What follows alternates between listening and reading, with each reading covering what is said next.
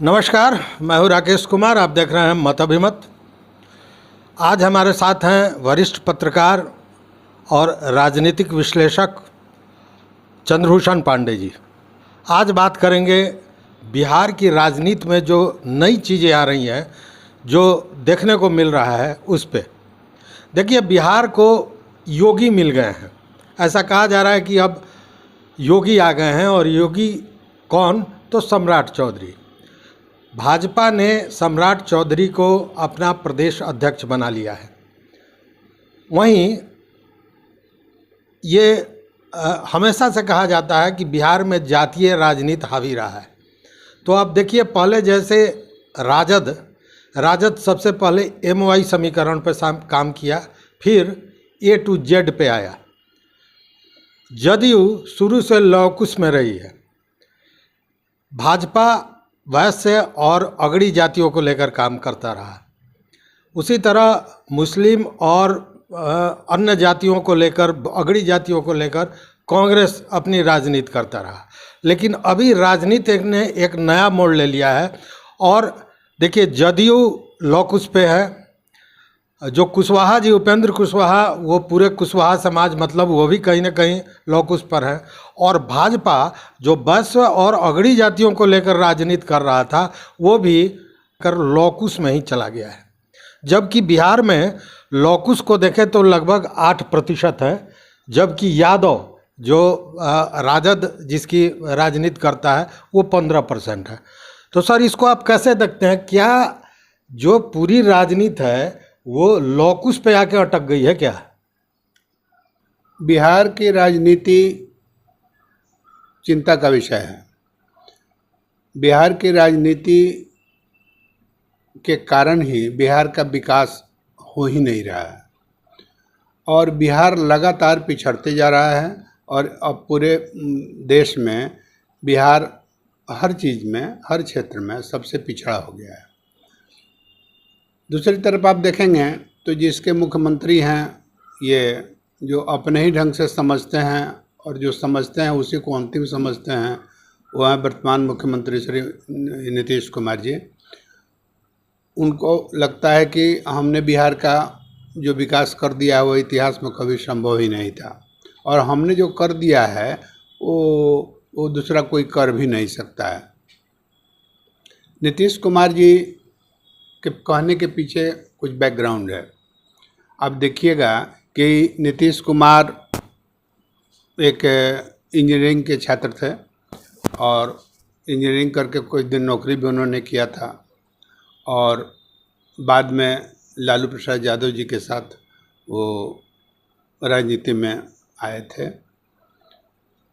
लेकिन लालू प्रसाद जी यादव जाति से हैं, ग्वाला हैं, और नीतीश कुमार जी कुर्मी जाति से आते हैं।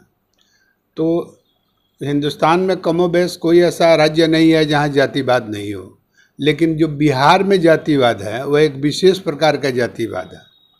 ऐसा जातिवाद किसी स्टेट में नहीं है। यहाँ जब चुनाव का वक्त आता है तो सब कोई जाति गोलबंद होना शुरू होता है। जैसे कि जो जाति के लोग हैं उन्हीं को कुछ मिलने वाला हो, तो उस जाति के जो नेतागण हैं वो बेवकूफ़ बनाने के लिए अपने अपनी जाति को गोलबंद करके उनको मीटिंग सभा में बुला करके और उनको यह सपना दिखाते हैं कि हम लोगों को हिस्सा मिलना चाहिए। कहने का मतलब जो हम लोग जाति वाले लोगों को हिस्सा नहीं मिलना चाहिए, जाति के नाम पर हमको हिस्सा मिलना चाहिए। जो हम पावर में आवे, हम मंत्री बने, हम मुख्यमंत्री बने, और तब आप लोगों का कल्याण हो जाएगा। तो जब देखिएगा, जो स्वतंत्रता प्राप्ति के बहुत ईमानदार छवि के लोग थे, और देश, उनका नेतृत्व इतना बड़ा था कि देश में जो नेतृत्व था उसका उस समकक्ष नेतृत्व उनका बिहार में था। यही कारण था कि उन लोगों को बिहार से बाहर, जवाहरलाल जी के सरकार के समय में बाहर नहीं जाने दिया गया, रोका गया। हाँ, कहीं ना कहीं घबराते थे लोग। हाँ, उनको रोका गया कि वो हिंदुस्तान के राजनीति में ना आए, और जानबूझ करके जातीय समीकरण के अनुसार ही उत्तर प्रदेश के मुख्यमंत्रियों को केंद्र में जगह दिया गया, केंद्रीय नेतृत्व दिया गया, लेकिन बिहार से किसी को केंद्र के राजनीति में हिस्सेदारी नहीं दी जाती थी, नहीं दी गई थी। जातिवाद यहाँ का पुराना ये सब जड़ है। कांग्रेस जब स्वतंत्रता प्राप्ति के बाद जब सरकारें बनती थी तो उस समय सभी जातियों के नेताओं को, समाजवादियों को, विभिन्न प्रकार के जो सामाजिक कार्यकर्ता थे, नामी गिरामी या पॉलिटिकल कार्यकर्ता थे, उन लोगों को सरकार में तरजीह दी जाती थी, उनकी बातें चलती थी, उनका सलाह सरकार लेती थी और समरस सरकार होती थी जो सबको लेकर के चलती थी। ऐसी बात नहीं थी कि यहाँ पर अगड़े लोग सिर्फ मुख्यमंत्री हुआ करते थे। डॉक्टर सरकेश सिंह के मंत्रिमंडल में यादवों के नेता सबसे पहले बाबूराम लखन सिंह यादव हुआ करते थे। उनके बराबरी का कद का कोई दूसरा आदमी नहीं था। तो उसमें सभी जातियों के लोग होते थे। जैसे दलित नेता लोग उसी समय पैदा हुए थे। बाबू जगजीवन राम उस समय बिहार से ही थे जो देश में दलित नेतृत्व कर रहे थे। तो बिहार में उस समय सभी जाति के लोग, खास करके कांग्रेस में सब कोई उस समय जमा थे, तो उस सबको मंत्रिमंडल में जगह मिलता था और एक समरस समाज चलता था, चाहे उसमें अल्पसंख्यक हों, पिछड़ी जाति के लोग हों, तथाकथित अगड़ी जाति के लोग हों, पढ़े लिखे लोग हों, विद्वान लोग हों, और एक मर्यादा थी, एक आदर्श था, चरित्र बल था उस नेतृत्व सबके पास। तो चोर, लुटेरा, क्या कहते हैं, घोटालाबाज उस समय लोग नहीं हुआ करते थे और समाज भी उतना भ्रष्ट नहीं था। धीरे धीरे धीरे धीरे धीरे कांग्रेस ने बागडोर संभाल ली और उसके बाद मुख्यमंत्रियों को 6-6 महीने के बाद बदलने लगा। बिना चुनाव के जो है सो नॉमिनेट करके लोगों को मुख्यमंत्री बनाने लगा। बनाते बनाते स्थिति आ गई कि 70 तक, 67 से स्थिति शुरू हुई है, 70 के बाद तो समझिए कि स्थिति सबसे बदतर हो गई थी। संवित सरकार बनी थी, क्या क्या मेलजोल से अलग अलग सरकारें बनती थी। तो एक से एक बड़े लोग, माने विद्वान लोग हुआ करते थे, चाहे जिस जाति से भी लोग आए। जैसे भोला पासवान शास्त्री उस समय थे, वो के.बी. सहाय जी थे, विनोदानंद झा जी थे, डॉक्टर जगन्नाथ मिश्रा जी थे, बिनेश्वरी दुबे जी थे, और बहुत सारे नाम हैं। ये लोगों ने बिहार पर के मुख्यमंत्री के पद पर काम किया है और सभी जाति धर्मों को लोग लेकर के कैबिनेट को भी चलाया था। लेकिन जब 74 का आंदोलन शुरू हुआ, एक छोटी सी बात पर गुजरात से, और युवक भड़क गए थे और गुजरात का आंदोलन जो है सो बिहार तक पहुंच गया था। कारण उसका यह था कि कांग्रेस की सरकार में भ्रष्टाचार, बेईमानी, घोटाला, महंगाई, ये सब, भाई भतीजावाद, वंशवाद, ये सब बहुत आगे बढ़ गया था और लोग इससे आक्रांत थे। उसी परिस्थिति में जब गुजरात से युवकों का ये आंदोलन की खबर बिहार में आने लगी, तो यहाँ भी बेरोजगारी को लेकर के युवकों में काफ़ी असंतोष पहले से ही विभिन्न कारणों से था, जिनके बारे में मैंने बताया भी। ये लोग सड़क पर उतर गए और 74 का ज़बरदस्त आंदोलन बिहार में शुरू हुआ था। और बाद में समय के चक्र ने बहुत लोगों को उसमें समेटा, जिसमें श्री जयप्रकाश नारायण जी ने उस युवकों का नेतृत्व किया और वो सफल रहा। बाद में इसको कुचलने के लिए श्रीमती इंदिरा गांधी जो थी, उन्होंने इमरजेंसी लगा करके और इस सब नेताओं को जेल में बंद कर दिया। आप जानते ही हैं सब कुछ, ये कैसे कैसे बाद में जनता दल की सरकार बनी, उसके बाद फिर कांग्रेस आ गई। लेकिन इस बीच में जो उथल पुथल इतिहास हुआ, तो उस इतिहास काल में समाज जो पहले संगठित था, एकजुट था, समाज में समरसता थी, इस भीतर ही भीतर एक षड्यंत्र के प्लान बना करके, एक षड्यंत्र के तहत उस समय के उपजे नेताओं ने जातिवाद में बिहार को टोटल बांट दिया। उसके पहले इसका स्वरूप दिखाई नहीं देता था। अगर कुछ रहा होगा तो बहुत थोड़ा सा व्यक्तिगत स्तर पर था, लेकिन उसका स्वरूप उसके बाद दिखाई देने लगा। लालू प्रसाद यादव के उस समय संगी थे नीतीश कुमार जी। उस समय लालू प्रसाद जी के साथ विद्यार्थी के रूप में ये सुशील कुमार मोदी जी भी थे। उस समय के बहुत सारे नेता लोग थे, जिसमें से ये लोग जीवंत हैं कुछ। तो लालू प्रसाद यादव और ये नीतीश कुमार जी, चाहे उस समय के वशिष्ठ नारायण सिंह थी, नरेंद्र सिंह जी थे, ऐसे बहुत सारे लोग थे जो सबको एकजुट हुए। चंद्रशेखर जी उस समय केंद्र में बहुत बड़े नेता थे और ये लोग अपने को समाजवादी बना लिया। पिछड़ों का समूह बनाने के को ढकने के लिए अपने को समाजवादी कहना शुरू किया, जबकि समाजवाद से इन लोगों का कोई उस जातिवाद को समाजवाद का आवरण दिया और अपने को समाजवादी कहने लगे। यही कारण है कि जितने भी समाजवादी लोग अपने को कहने लगे थे, आज हिंदुस्तान के सभी प्रदेशों में वो जेल काट रहे हैं, है ना, और कोर्ट से सजा पा करके लोग जेल काट रहे हैं। ये लोग वही लोग हैं और भ्रष्टाचार पर भ्रष्टाचार करने लगे। और कांग्रेस के खिलाफ में जो ये लोग आए हुए थे 74 आंदोलन में, वंशवाद के खिलाफ में, तो अब एक तो ये भ्रष्टाचार करके, जातिवाद करके ये अपने को राजनीति में पदस्थापित करना चाह रहे थे और जब पदस्थापित कर लिए तो कांग्रेस के वंशवाद को अपने में ले आए। तो अब पूरा वंशवादी भी हो गए, जातिवादी भी हो गए, भ्रष्टाचारी भी हो गए और तब इन तत्वों ने मिलकर के बिहार में अपना कब्जा जमाया, सत्ता पर काबिज हो गए और उसी को 30-35 वर्षों से बिहार झेल रहा है। यही बिहार की छोटी कहानी है। अब समाजशास्त्रियों के अनुसार आप इस बात को खुद सोचेंगे तो आप देखेंगे कि ये भ्रष्ट नेतागण जो यहाँ पर बिहार में हैं, ये लोग खुद भ्रष्ट थे। तो अब इसको ढकने के लिए भ्रष्टाचार का ऐसा ताना बाना बुना, ये गांव के जो सबसे छोटे लोग थे, सबसे कमज़ोर लोग थे, उनको भी भ्रष्टाचारी बनाने की पूरी पहल की, पूरी योजना बनाई और उनको भी भ्रष्टाचार में लिप्त कराया। यानी कि इलेक्शन के समय में पैसा बांटते थे। ये 5 रुपया से लेकर के 50 रुपया तक, 100 रुपया तक, 500 रुपया तक ये नेतागण वोट में ग्रामीणों में पैसा बांटना शुरू किया। पैसा बांटना शुरू किया तो उनसे बड़ा भ्रष्टाचारी कोई कैंडिडेट आए तो दारू भी बेचना शुरू किया, तो कोई साड़ी देना शुरू किया। इस देश में तो कोई टेलीविज़न देने लगा। तो हिंदुस्तान भर में ये तत्व जो हैं, जो गैर कांग्रेसी लोग थे, ये अपने को समाजवादी कह के, गरीबों के हित चिंतक बता करके आम लोगों को भ्रष्ट करने का, मैंने भ्रष्टाचार में उनको पोत दिया, उनका रंग भ्रष्टाचारी कर दिया ताकि वो बड़े भ्रष्टाचार का विरोध सड़क पर आकर के न करें।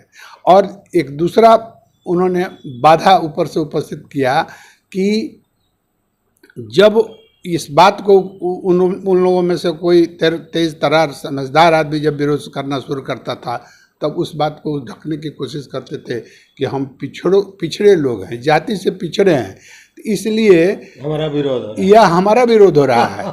आप कीजिएगा तो आप ही का हित हो जाएगा, है ना। आज देख रहे थे, इसके पहले जो है सो ऊंचे जात के लोग, बड़े जात के लोग जो है सो राज सत्ता करते थे, और हमारे पास सत्ता आ गई है तो लोग देख नहीं पा रहे हैं।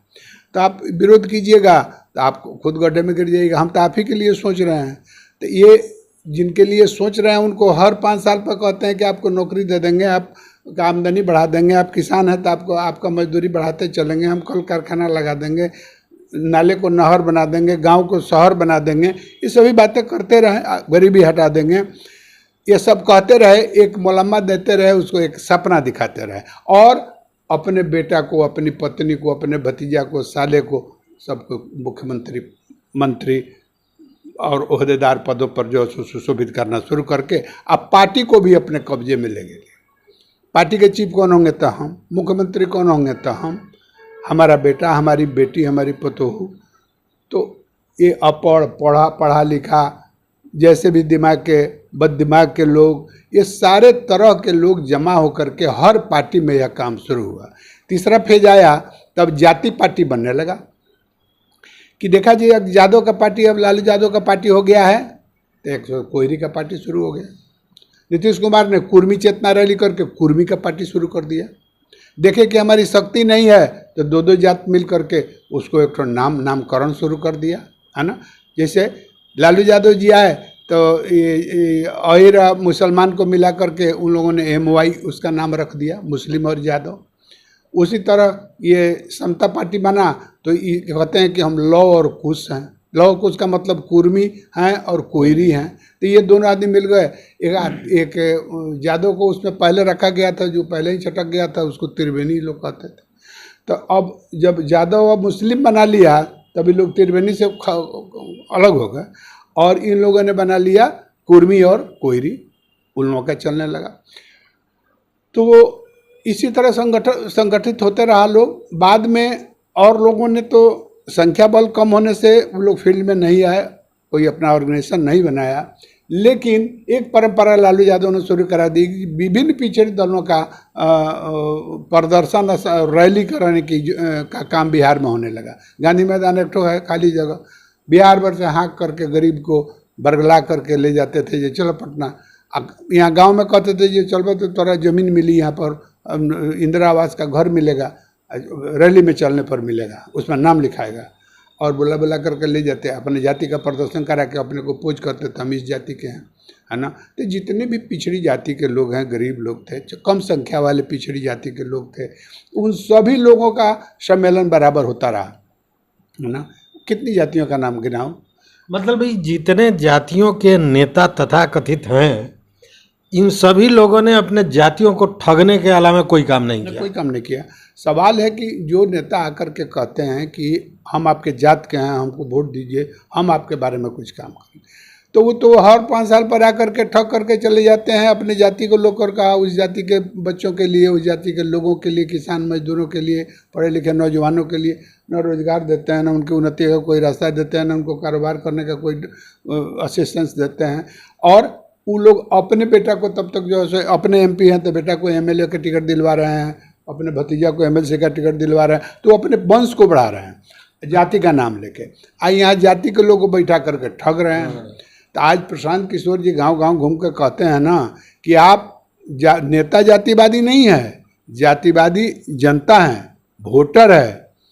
अगर जो आदमी आपसे आके जात के नाम पर वोट मांग के जाता है और अपने वंश को सिर्फ जो है कुर्सी पर बैठाता है, 8वां 9वां पास आदमी को, वही मुख्यमंत्री बनता है, उसकी पत्नी बनती है, उसकी बेटी बनती है, वो अपने बनता है, आपको काहे नहीं बनाता है? आपके बारे में क्या सोचा है? आपके बाल बच्चों के बारे में क्या सोचा है? 30 वर्षों से पिछड़ों का राज चल रहा है, तो काहे नहीं आप लोग जाकर के कुर्सी पर बैठे हैं? अच्छा, अभी जो वर्तमान की स्थिति देखें तो ये जो सारे लोग लौकुश के पीछे पड़ गए हैं, इवन भाजपा जैसी पार्टी भी सम्राट चौधरी को लाने के बाद अब कह रही है कि भाजपा जो है सो अब बिहार में सम्राट हो जाएगा, योगी आ गए। आपको नहीं लगता है कि सब कोई अगर लौकुश की राजनीति कर रहा है तो इसमें इसका लाभ कहीं ना कहीं राजद को या जो तेजस्वी हैं उनको नहीं मिलेगा क्या? देखिए, जाति का लाभ बिहार में हर जातिवादी को मिलेगा, ना का सवाल नहीं है।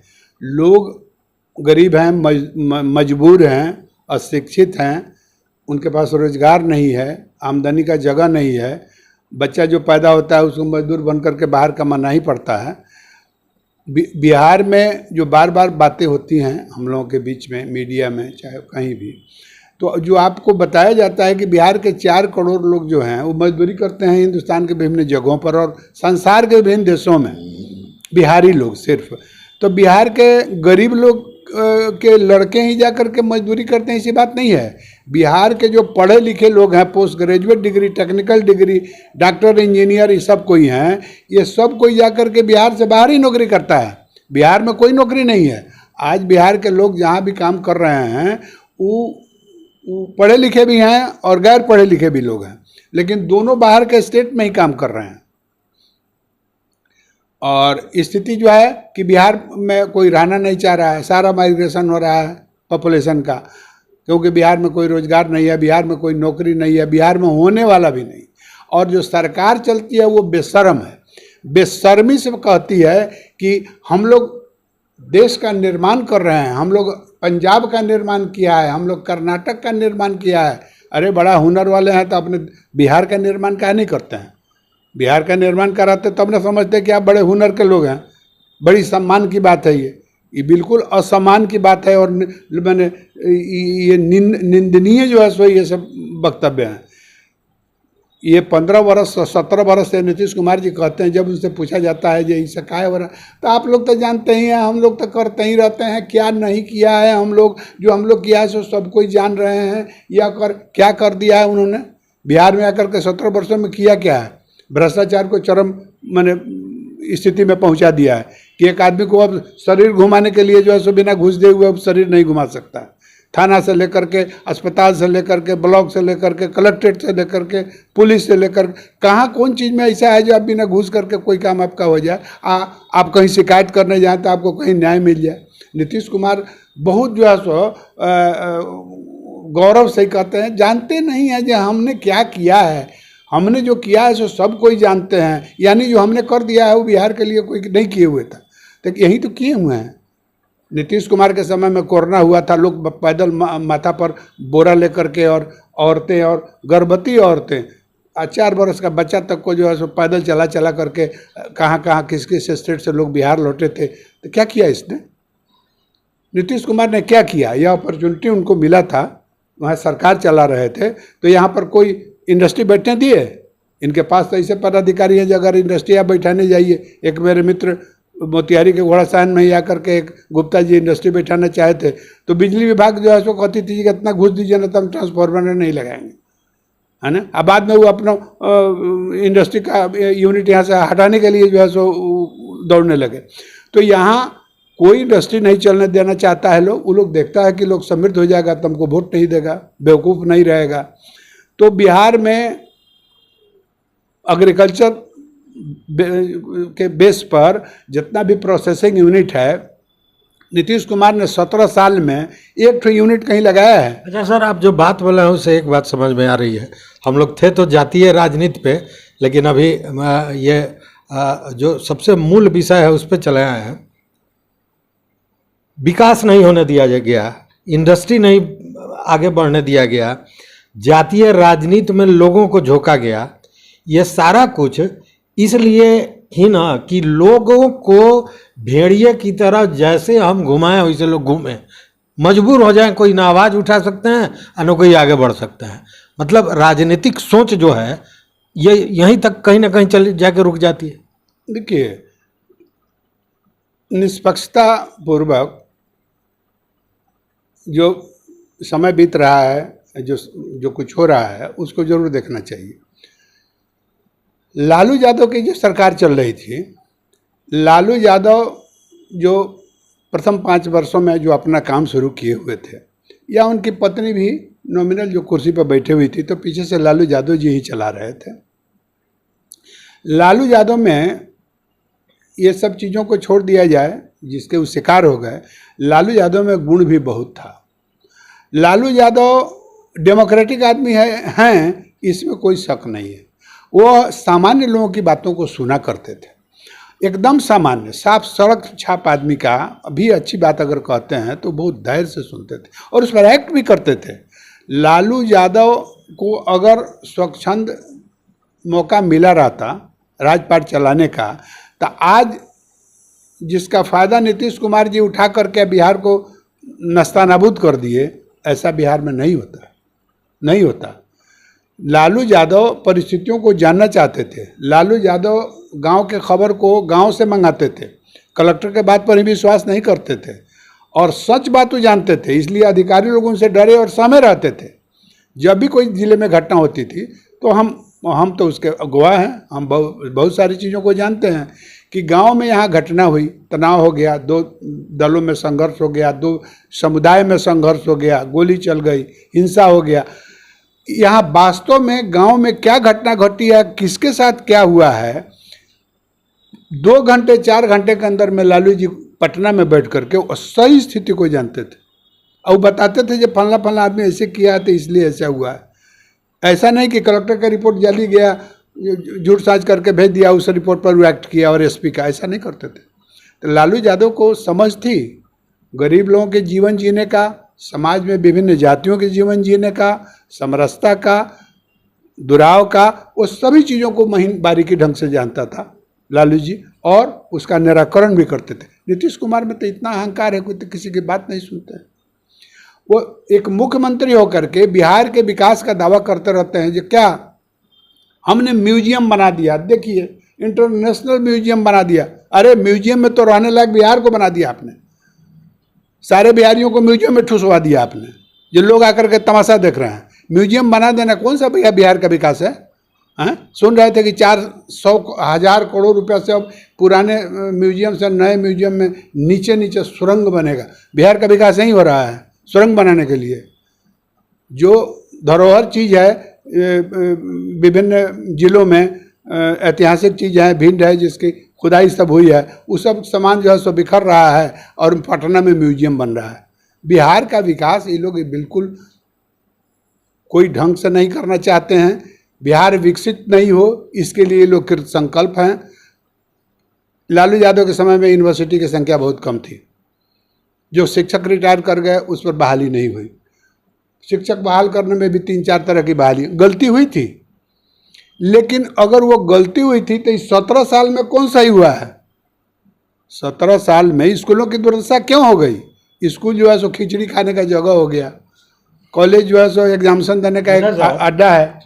एगो इस सारी बातों को सुनने के बाद हमको लगता है कि कांग्रेस हो चाहे जदयू हो राजद हो या कोई भी हो, ये सब कोई कहीं ना कहीं जो शुरुआती में कांग्रेस था उसी का फोटो कॉपी तो नहीं है, ऐसा कोई उसी का कार्बन कॉपी है। ये सबसे खराब स्थिति में भाजपा है। ये एक मुख्यमंत्री नरेंद्र मोदी के भरोसे यह चुनाव लड़ना चाहता है और जनता से इन लोगों के रिप्रेजेंटेटिव का कोई कतई संबंध नहीं है। जनपक्षी काम इनके जितने रिप्रेजेंटेटिव हैं यहाँ के, उन लोगों को जनता से कोई मतलब नहीं है। ये लोग इस अपना काम में लगे रहते हैं, जो उनका काम है नेताओं का, कि बस चुनाव आएगा तो नरेंद्र मोदी का नाम लेंगे और उनके कुछ जो अच्छे काम है जिससे लोग प्रभावित है और उसके कारण हमको वोट दे देगा, हम फिर अपना राजनीति करेंगे। तो ये लोग अपने पार्टी को भाजपा के लोग ही भाजपा के लोग को खाते हैं। जिसका इतिहास देखिएगा, जो सुशील मोदी जी का नेतृत्व जिस समय से शुरू हुआ था, पकड़ उनकी पहले ही श्री कैलाशपति मिश्र के बाद सीनियर नेता थे, और उसमें जितने अच्छे नेता थे जो वास्तव में ज़मीन से जुड़े हुए थे और बड़े बड़े दिग्गज नेता थे, सभी जातियों के लोग थे, उनको सफाया कर दिया सुशील मोदी ने, एक एक करके ख़त्म कर दिया जो हम नेता बन जाए, है ना। और उसके बाद में स्थिति आज यह हो गई है कि उसमें अब नेता पैदा नहीं हो रहा है, मुख्यमंत्री के लायक आदमी ही नहीं है कोई जो मुख्यमंत्री बने। तो आप देख रहे होइएगा जो कुछ दिनों से वो, जैसे इसके पूर्व में जो थे डॉक्टर संजय जायसवाल, वो भी राजद के में बहुत पहले थे, लड़ना चाहे थे, कुछ नहीं हो सका था, तो वो MP उनके हुए। उसके बाद पकड़ करके अब अपनी बारी ले आए भी राजद से, JDU से, या कहाँ से घूम के, हम जैसे पार्टी से घूम करके वो यहाँ आए हुए हैं। ठीक है, इनको इसीलिए लाया गया है, इनको इसीलिए चुना गया है। ये हैं सम्राट चौधरी जी की, ये कुशवाहा हैं, कोयरी जाति के हैं। अब कोयरी और कुर्मी से मिल करके नीतीश कुमार चल रहे थे। तो सच में अब राजनीति देखिए तो आपको यही लगेगा ये केंद्र के भाजपा जो है, केंद्रीय जो नेतृत्व है, वह बिहार को एक्सपेरिमेंट नहीं करता रहा है। तो अब वह देख रहा है कि अब लालू यादव को नहीं, लालू यादव को कमज़ोर करने में असफल हो गई। नित्यानंद राय को ले आई, नंद किशोर यादव को लाया, नेतृत्व देना चाहा, जो यादव लालू यादव से अलग होकर के इन यादवों के साथ हमें, ऐसा नहीं हो सका, फेल कर गए लोग। तब ये अब देखा जो कोयरी और कुर्मी का कंबाइन करके, और ये नीतीश कुमार जी अपनी सरकार चलाते हैं, अपना संगठन चलाते हैं, मजबूती इनको इसी से है। तो सोचा जी इनको कोयरी हटा दिया जाए। उपेंद्र कुशवाहा जी पहले ही इसमें से निकल गए थे, और अब यह करके जो है सो ये श्री शकुनी चौधरी के पुत्र श्री सम्राट चौधरी जी को पकड़ करके ले गए हैं, जो 6-7 साल से अभी भाजपा में आए थे। उतना ना RSS है, न भाजपा है ना, पॉलिटिकल पार्टी में अभी हैं, तो अभी सबसे बड़े नेता हो गए हैं। उन्हीं पर दाव लगा दिया इन लोगों ने, देखा जैसे हमको कुछ फ़ायदा हो जाएगा। हम लोगों को मतलब नहीं है जो कौन RSS का है, कौन भाजपा का है, वो पक्का है कि कच्चा है, ये तो वो लोग देखते हैं। तो जब उसमें कोई बात होती है तो इन लोगों की बात सुनते हैं हम लोग। ये लोग बोलते हैं कि नहीं, वो RSS से नहीं आया हुआ है, यानी कि RSS का होना बहुत ज़रूरी है। तो इसमें से तो कोई आदमी RSS का नहीं है, तो बनाया, उन पर दाव लगाया है परिवार। और उनको, इन लोगों को विश्वास है